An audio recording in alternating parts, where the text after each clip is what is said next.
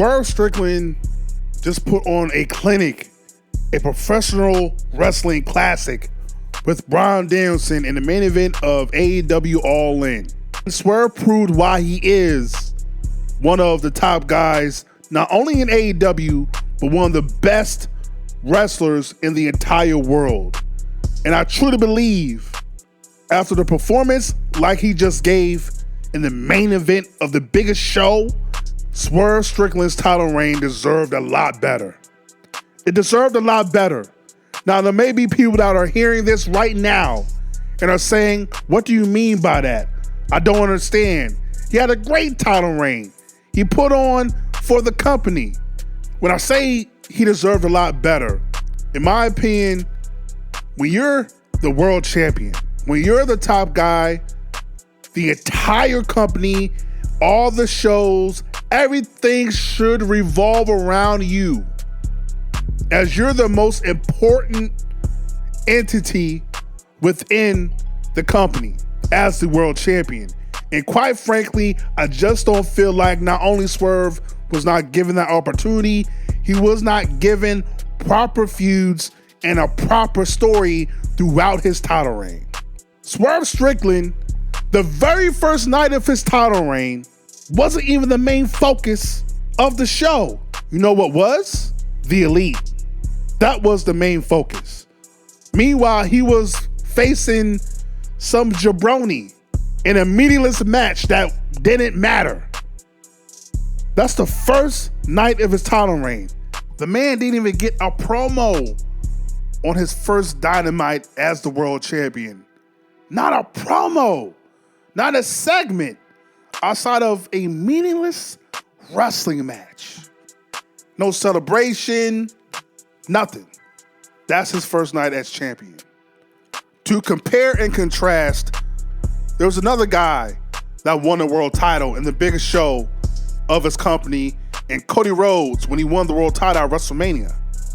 You know what happened the very next night? He was given a 40-minute segment, a highlight reel. The boss of the company came out, gave him flowers, appreciation, adulation, and even set up a potential feud for the next year's WrestleMania, all within the first segment. That's what I mean by treating your world champion as the biggest deal within the company. Swerve, in my opinion, is truly one of the best in the world in terms of aura, having that it factor, resonating with pop culture. He got Bun B to do a remix of his song. Do you understand how crazy that is for people that are hip hop fans? Bun B of UGK. That's a major deal. He got Who Kid to do his intro. Again, for those that know hip hop, that's a big deal. Swerve Strickland's reach is unbelievable. This is the man that did not focus the whole company around. His first feud was Christian. All due respect to Christian. Even though I consider him a top heel, let's be honest, he wasn't a top guy in the company in 2024. This wasn't 2021. And that's how you set the precedent for his title reign. So of course he beats Christian. Then goes on to take on Will Ospreay. Again, another solid competitor. I also consider one of the best wrestlers in the entire world, but it's not Will Ospreay's time yet. He's just getting his feet wet in AEW.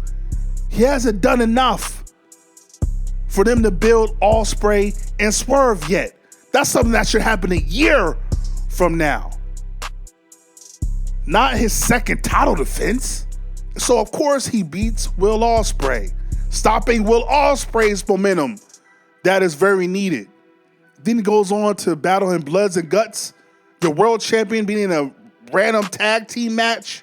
Then you have his feud with Bryan Danielson at All In. That's his title reign. A 4-month title reign to where he really was a placeholder for Bryan Danielson, who's also going to be a placeholder for who they truly want to be the next face of the company. And again, I truly believe they did not put in the proper effort to make Swerve the face of the company. Swerve is a special talent, man. He's a rags to riches story.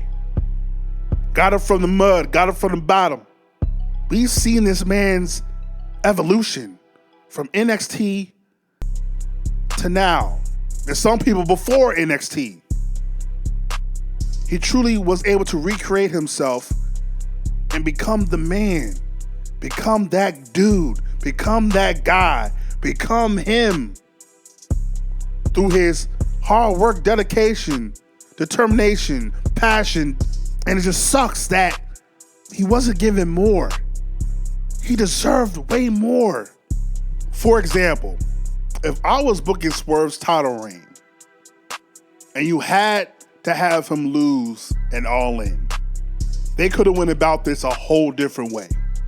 In my opinion, Swerve's first title defense, first feud, should have been against a top guy, someone that is respected, has credibility as being a guy that could truly defeat Swerve Strickland. If he was going to face anybody in his first title defense at Double or Nothing, it should have been nobody other than Jon Moxley. Jon Moxley, who is just as crazy and just as wild as Swerve, willing to go run through a wall, blood and guts, blood, sweat, and tears, will put his body through anything, not only to put on for the fans, but to win. It's a mirror match, him and Swerve Strickland.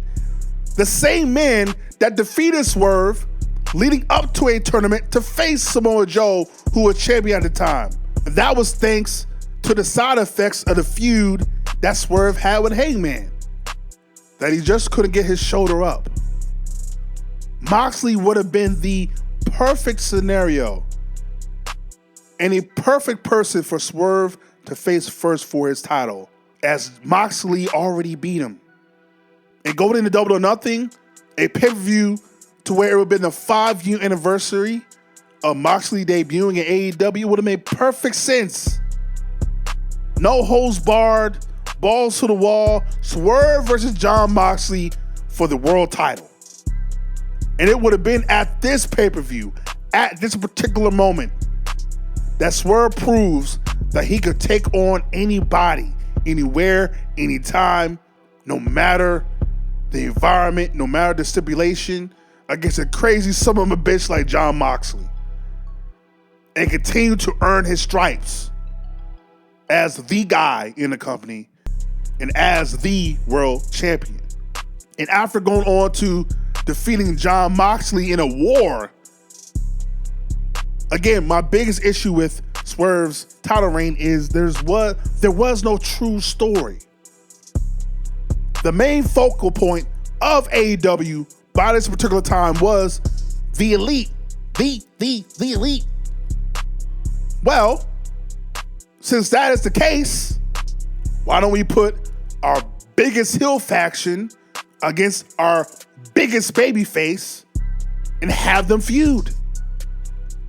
1 + 1 = 2. You have a pay-per-view called Forbidden Door, where you have a cross promotion of AEW and New Japan. You know, a guy that used to be the face of New Japan for years, that just so happens to be in the faction of All Elite? He goes by the name of Okada. I do not understand how you do not do Swerve versus Okada in the main event of Forbidden Door, because All Elite wants every title. They want all the titles. Why would he not go after Swerve? Proving that the world title solidifies you have all the power. And Swerve refuses to allow the Elite to have all the power. I don't care who they think they're the boss of, they're not the boss of Swerve Strickland. And so he stands on business and goes up against the Elite, against all the odds, against all the dirty tactics that the Elite tried to put up against him. Goes into Forbidden Door against Okada, one of the best in the world, and defeats him and retains his title. Again, proving why He is the guy. He is the boss. He is the leader of the embassy. And then around the same time, there's a guy who will wind up returning, who was your longest reigning champion of all time, and MJF. Again, how do you not do MJF versus Swerve, a match they teased months ago? MJF, who lost his title at the end of the year last year at World's End, now gets another opportunity at the mountaintop again to take on Swerve. And again, I expect MJF and Swerve to have a hell of a match, a hell of a feud, promo battles going cray-cray. But in the end, MJF was just not ready for Swerve. It's Swerve's time. It is Swerve's reign. It is Swerve's title, as he is the world champion.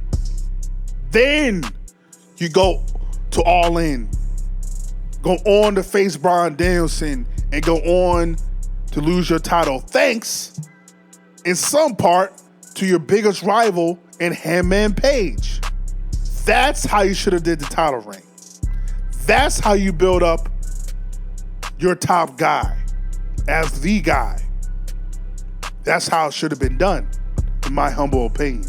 With all due respect, I don't think there's anybody in that locker room that can touch Swerve's aura, his impact, his ability to make noise outside of the culture and grab one and hold on to other cultures and bring it into professional wrestling like Swerve Strickland. Nobody. And no, I don't think this is going to be Swerve's only title reign. I expect him to get back at the mountaintop in the future, but that first title reign could have been so much more, man. And hopefully, if he does, when he does get that title again, TK and AEW will learn their lesson and truly put the world and everything behind one of the best, one of the top players, the leader of the embassy, the first ever black AEW world champion, the realist, Swerve Strickland. I guess we'll just have to wait and see. Swerve.